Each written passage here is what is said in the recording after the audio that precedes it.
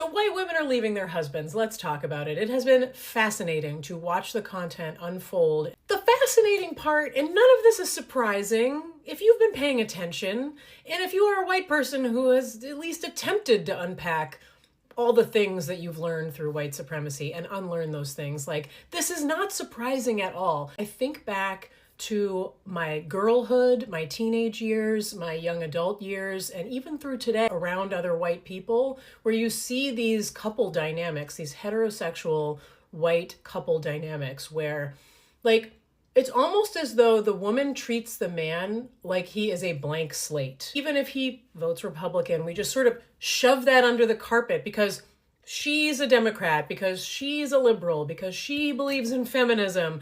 And sure, sometimes, they get into a little, but he means well and he loves people and he cares and he's not one of those people. I can't tell you how many white women I have known over the course of my life who have these sort of excuse-making relationships with their husbands or boyfriends or whomever, and say, well, he's not really like that, though. I mean, he's different. I mean, yes, he votes for Republicans, but really that's just about taxes and da-da-da-da-da, and they're just softballing it all the time. And there's something about white culture, what could it be? That expects us to be polite socially and accept that. So if you want to have a friendship with another white woman and she has one of those husbands, you are expected to participate in this pantomime, charades, I don't know, like where you pretend that it's fine because he, as an individual person, is a good guy, right?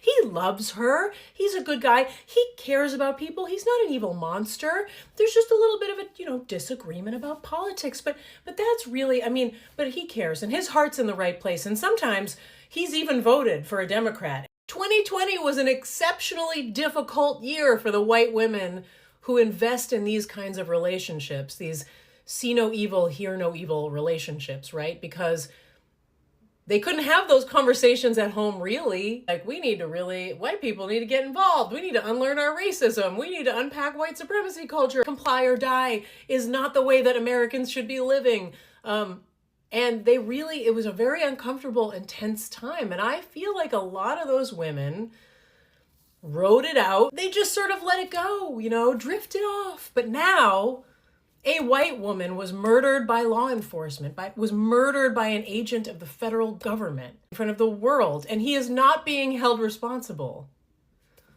And they can't look away now because they see themselves as sitting in the front seat of that car. For the first time, they see themselves, and they expected their husbands to see them there too.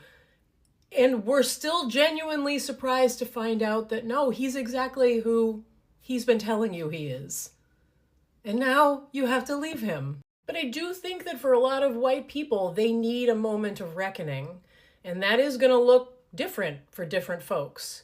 And maybe I wish that they could have caught on sooner.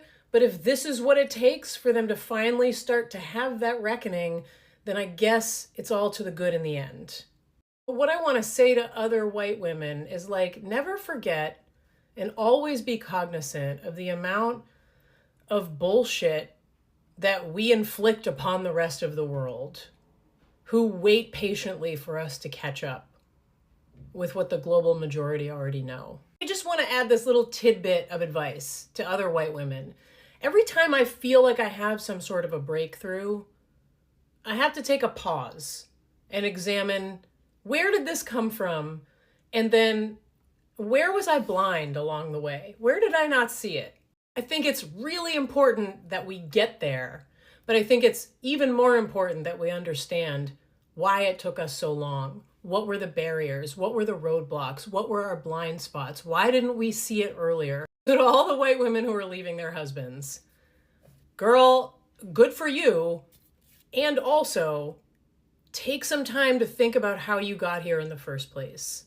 Because I guarantee there are other areas of your life, there are other aspects, there are other things that you're doing, that you're engaged in, beliefs and opinions that you hold, that now might be a good time to kind of examine those things.